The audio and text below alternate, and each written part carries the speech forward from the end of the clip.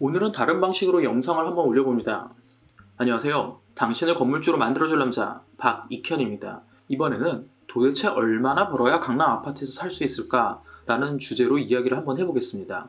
이번 영상에서 알려드릴 내용은 단순히 강남 입성만을 목적으로 한다 이게 아니라 강남 푸어가 아닌 찐 강남 부자로 살고 싶은 분들을 위한 영상이라는 것을 먼저 말씀드립니다. 단순히 강남만 들어가면 돼 라는 분들에게는 다소 맞지 않는 영상일 수도 있으니까 이 영상을 더 이상 봐주지 않으셔도 괜찮습니다. 이번 영상은 정말로 내가 부자가 되고 싶고 현명한 인사이트를 얻을 수 있는 영상이기 때문에 이 영상을 끝까지 꼭 시청해 주셨길 바라겠습니다. 먼저 강남 4구에 대해서 한번 볼게요. 강남 4구는 강남구, 서초구, 송파구, 강동구 이렇게 4구로 나뉘어져 있습니다. 이런 강남 4구에서 아파트가 평균은 이미 21년도 7월에 15억을 넘어섰습니다. 그런데 강남 내에서도 아파트가 매 가격 차이는 많이 나는데요. 이런 가격 차이가 많이 나는 이유는 입지, 연식, 브랜드, 편의시설 등 여러 가지 이유가 있을 수 있어요. 그렇다면 일반인이 살고 싶은 강남 아파트는 아마 보통 이럴 겁니다. 계단식의 지하 주차장에서 엘리베이터를 한 번에 타고 올라갈 수 있는 아파트, 그리고 4인 가족 기준으로 한 30평대 라고 한번 볼게요. 그러면 보통은 2000년도 이후에 지어진 아파트여야 되고요. 그리고 단지 내 커뮤니티가 어느 정도 조성되려고 한다 그러면은 최소 못해도 한 500세대 이상 정도의 세대원이 있는 아파트여야 될 겁니다.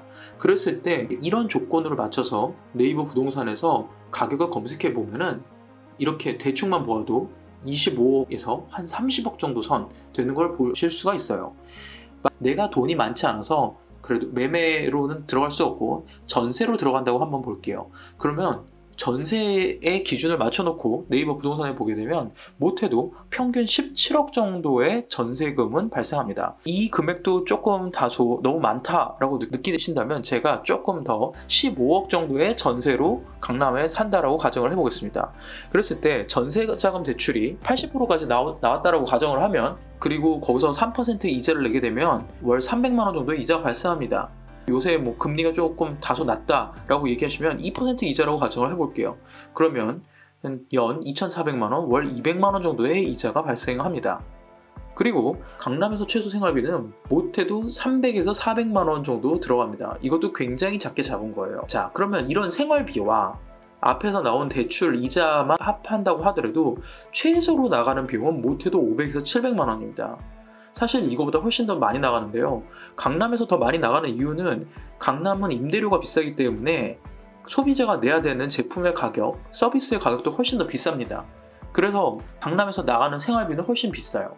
그래도 이런 거 제가 다 제외하고 위에 있는 비용으로만 강남에서 살 수 있다라고 하면 내 연봉이 못해도 세전 7천만 원 정도는 돼야만 저 가격을 유지하면서 살 수 있다라는 계산이 나옵니다. 그러면 뭐 여기까지만 쉽게 생각하신다 그러면 세전 7천만 원? 저 연봉이 7천만 원이에요? 전 살 수 있어요? 라고 얘기하실 수 있을지 모르겠는데 이 비용도 제가 굉장히 축소해서 잡은 거예요. 만약 강남에서 중간층으로 산다 그러면은 한 가정의 소득이 연 1억이 넘어가지 않으면은 여유있게 살기가 쉽지가 않습니다. 근데 여기서 한 가지 더 안타까운 사실이 있습니다.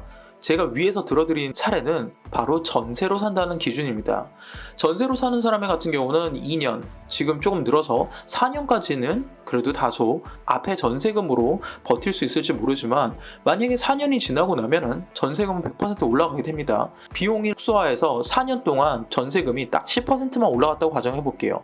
그래도 앞에 전세금에서 10%만 올랐다고 가정해도 이자는 월 100만 원 정도는 올라갑니다. 강남에 사는 것만을 목적으로 한다 그러면 연봉 1억이 된다고 하더라도 여유있게 사는 게 쉽지 않습니다. 강남에서 살았을 때 장점은 대체 무엇이었을까요? 프라이드? 인정받는 느낌? 아니면 내 자녀가 공부를 잘할 것 같다는 생각? 돈이 있는 사람들이 많기 때문에 인맥이나 그런 기회가 많다? 물론 다 맞습니다.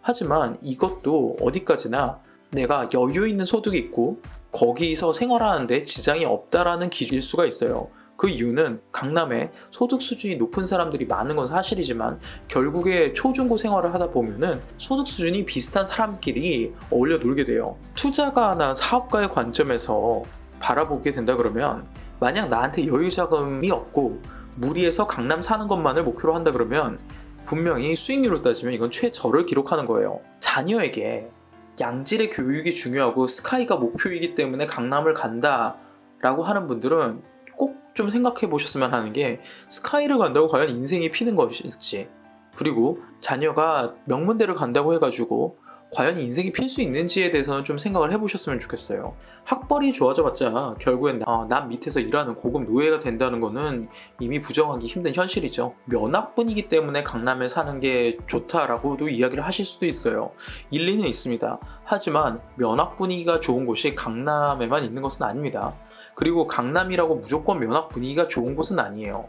오히려 돈의 계급화가 된다든지 아니면 소득 수준의 격차로 인해서 친구들 사이에 알게 모르는 많은 일들이 발생할 수 있습니다. 그렇기 때문에 강남에서 무리하게 사는 것보다는 강남이라는 지역 투자하는 것이 중요하다는 것을 꼭 이야기를 해드리고 싶어요. 결론을 말씀드리면 내가 이미 금수저고 아니면 내가 보유 현금이 굉장히 많은 부자입니다.